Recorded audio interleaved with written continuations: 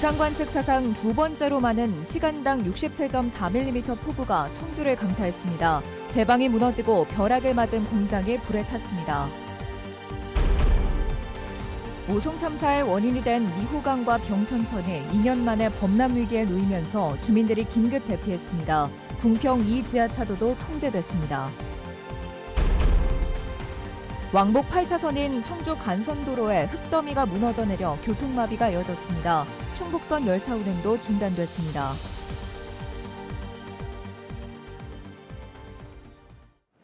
여러분 안녕하십니까? 뉴스데스크 충북 소식입니다.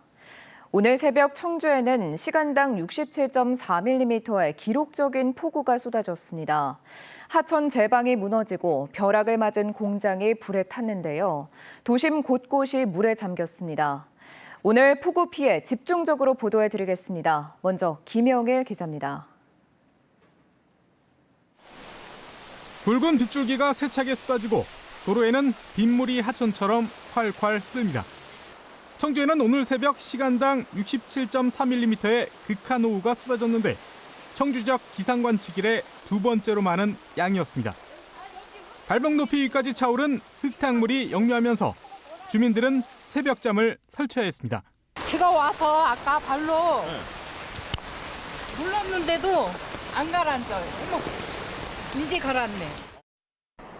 식당 인근 하천 제방이 통째로 뜯겨나간 듯 무너져 내렸습니다. 아스팔트와 함께 테이블, 의자까지 한꺼번에 쏟아져 내렸고 가로등과 난간은 위태롭게 걸쳐져 있습니다. 제방이 유실된 건 새벽 5시쯤. 식당에서는 최근에 끝난 하천 정비 공사를 원인으로 지목합니다.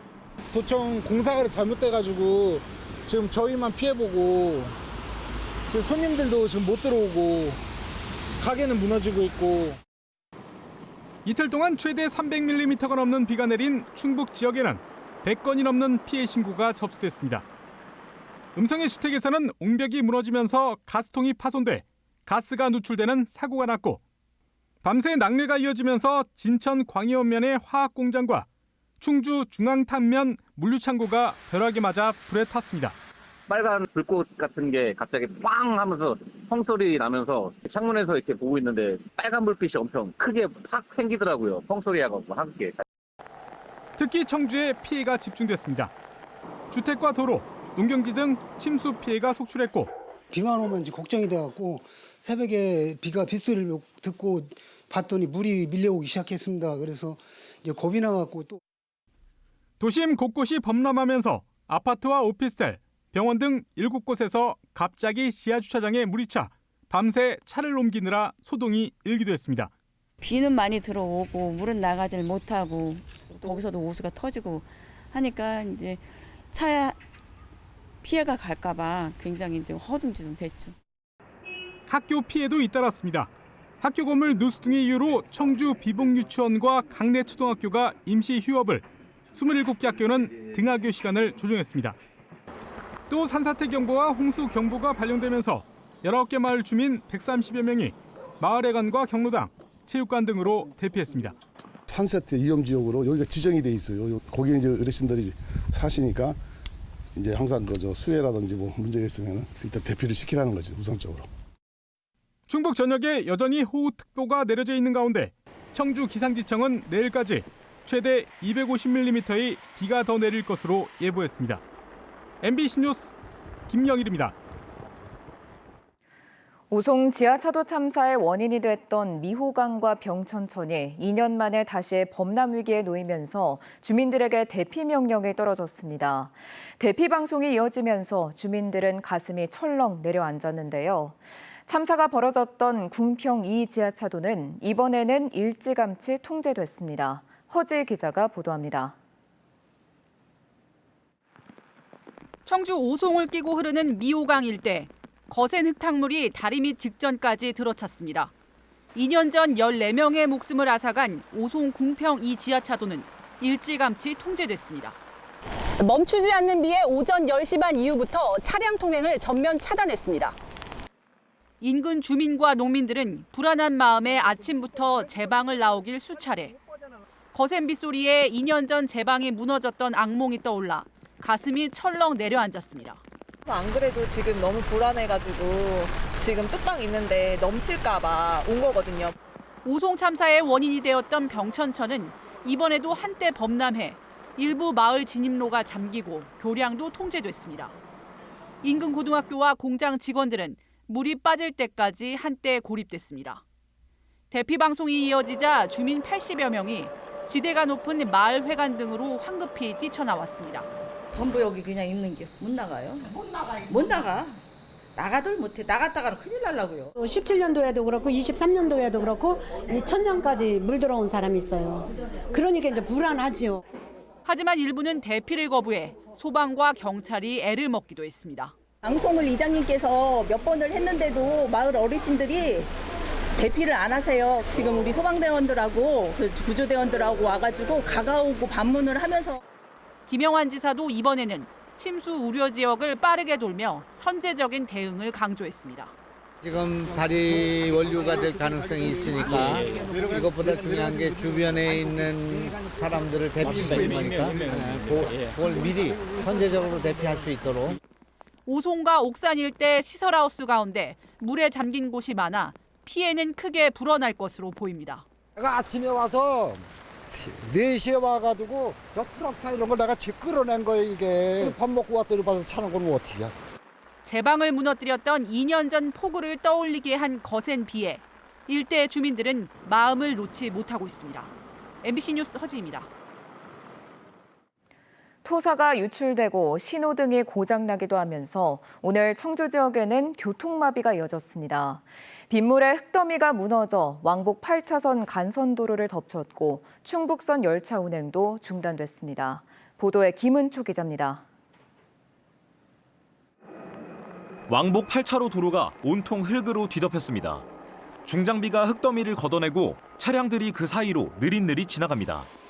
통행이 불가능할 정도로 흙더미가 쏟아지자 작업자가 길을 막고 차량들을 향해 유턴하라고 안내합니다. 흙더미는 도로 옆 사면에서 쏟아졌습니다. 취재진이 지켜보는 사이에도 빗물과 함께 계속해서 무너져 내립니다. 이곳에서 쏟아진 흙더미가 왕복 8차로 도로 반대편까지 쓸려가면서 출근길 도로가 온통 아수라장이 됐습니다.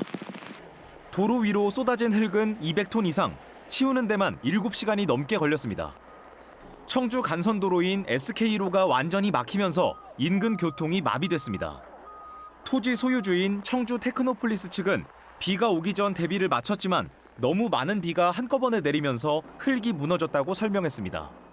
풀이 자라게끔 해서 다 전면 보호까지 하고 수로까지 정비를 요번에 비 대비해서 했었는데 갑자기 비가 집중호우가 오다가 보니까는 집중호우로 철도 운행도 차질을 빚으면서 충북선 오송역에서 제천역 구간 일반 열차 운행이 중단됐습니다. 기차역은 텅텅 비었고 손님을 기다리던 택시 기사는 발길을 돌렸습니다. 덕대고 왔더니 7시 반까지 끊긴다고 그러네. 왔다가 허탕치고 가는 거지. 침수 우려에 한때 지하차도와 자동차도로 10곳의 통행이 제한됐고 청주국제공항에서도 항공편 결항과 지연 운항이 속출했습니다. MBC 뉴스 김은초입니다. 다음 주 입주를 앞둔 충북도의회 신청사에도 빗물이 들어차 긴급 조치가 이뤄졌습니다. 폭우가 쏟아지면서 충북도의회 신청사 내 강당 일부와 주변 도로가 물에 잠겨 배수 작업이 진행됐습니다. 도의회는 우수관로와 빗물바지의 용량이 부족해 역류 현상이 나타난 것으로 보고 시공사에 보강 공사를 요구하기로 했습니다.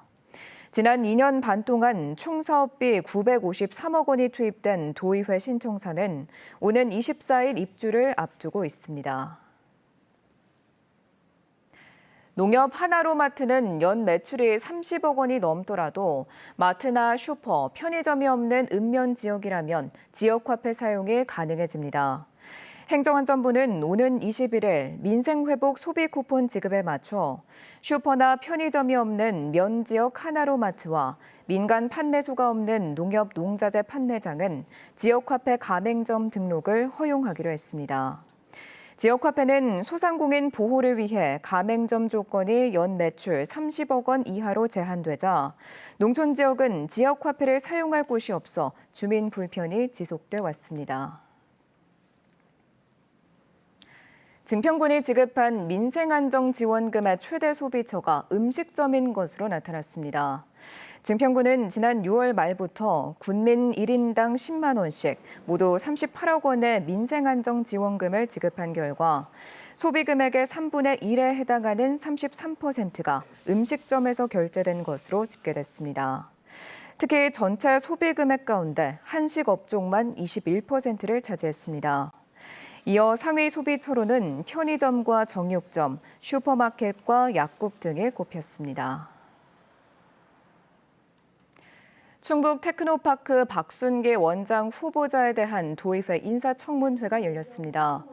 산자부 투자정책과장, 국제지식재산연구원장 등을 영입한 박순계 원장 후보는 충북 테크노파크가 지역경제, 산업발전에 기여하도록 혁신 역량을 발휘하겠다고 밝혔습니다. 인사청문위원들은 스타기업, 유니콘 기업 육성 전략 등을 질의하며 전문성과 지역산업 이해도를 검증했으며 오는 22일 본회의 전에 적합 여부에 관한 경과 보고서를 채택할 예정입니다. 충북에서 처음으로 괴산의 공공심야약국 지원 조례가 제정됐습니다.